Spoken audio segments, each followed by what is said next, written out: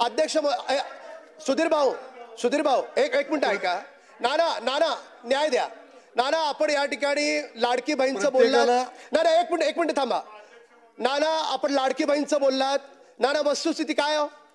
वस्तुस्थिती माझ्या घाटकोपरची सांगतो. एका घरामध्ये 3 बहिणी आहेत. त्यांना दर महिन्याला 7,500 रुपये मिळणार आहेत. तुमचे कार्यकर्ते जाऊन चुकीचा फॉर्म भरतात. का भरतात चुकीचा फॉर्म? उभाटावाले चुकीचा फॉर्म भरतात. शरद पवार गट चुकीचा फॉर्म भरतात. याच्यासाठी चुकीचा फॉर्म भरतात की ही योजना म्हणजे 15 ऑगस्टला त्या बहिणीच्या खात्यात पैसे जातील, तिच्या बहिणीच्या खात्यात पैसे जाऊ नयेत आणि पैसे नाही गेले की तुम्हाला आमच्या सत्ताधारी पक्षाविषयी बोंबलत बसायचंय. याच्यासाठी चुकीचा फॉर्म भरताय. काय चुकीचा फॉर्म भरताय? तुम्हाला ती लोकांच्या घरी भांडी घासते, तिला पैसे मिळतात, बघवत नाही तुम्हाला चांगल्या योजनेत राजकारण करायचंय. अरे त्या गरीबाला मिळू द्या पैसे. झोपडपट्टीत राहणारी बाई, तिला पैसे मिळत असतील, काय जातं तुमचं? सन्माननीय सदस्य नाना पटोले, दरवर्षी मुंबई आणि महाराष्ट्रात अध्यक्ष महाराज एक मिनिट थांबतो.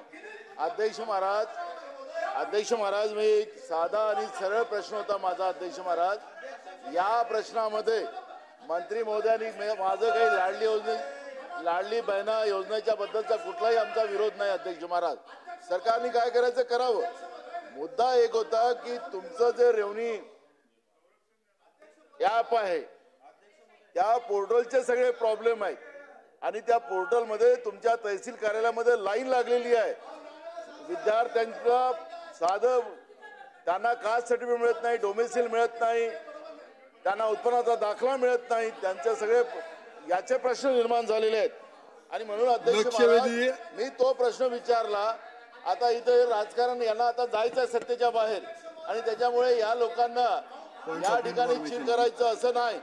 अध्यक्ष महाराज, एक गोष्टीचा उल्लेख त्या राम कदमनी केला या ठिकाणी. अध्यक्ष महाराज, योजना यांची त्याला पोर्टलच्या माध्यमातून यांनी अर्ज भरायला सांगितले. अध्यक्ष महाराज, या पद्धतीनं काय चाललंय या विधानसभेत?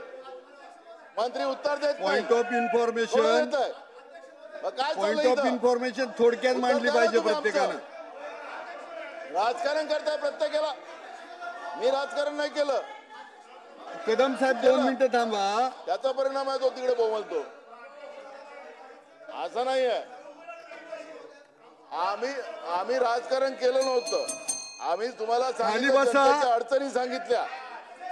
आम्ही जनतेच्या अडचणी सांगितल्या तुम्हाला. पटोले साहेब 2 मिनिटं सगळे खाली बसा.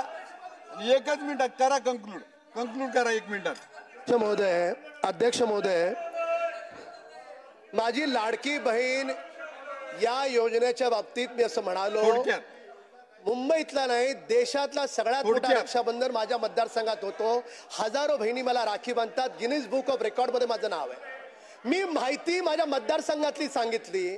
तिथे माझ्या लाडकी बहीणमध्ये एका घराला भांडी घासणाऱ्या माझ्या बहिणीला 6,000 रुपये मिळत असतील. यांच्या पोटात का दुखतं? का चुकीचा फॉर्म भरतात? हा माझा सवाल आहे.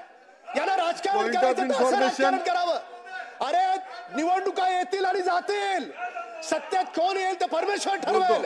पण तुम्ही त्या गोरगरीब लोकांना, त्या बहिणींना मिळणारे पैसे अशा पद्धतीने तुम्ही जर राजकारण करणार असाल तर परमेश्वर तुम्हाला माफ करणार नाही. लक्षात ठेवा.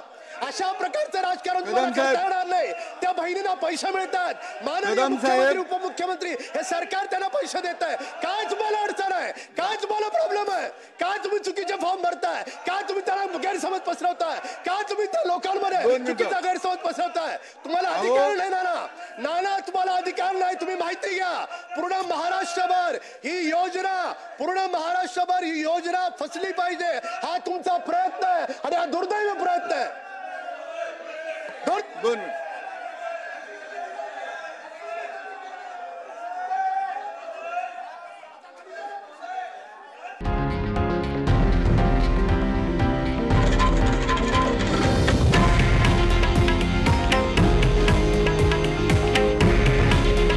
हे आहे देशातील नंबर 1 न्यूज नेटवर्क आणि आपण पाहत आहात TV9 मराठी.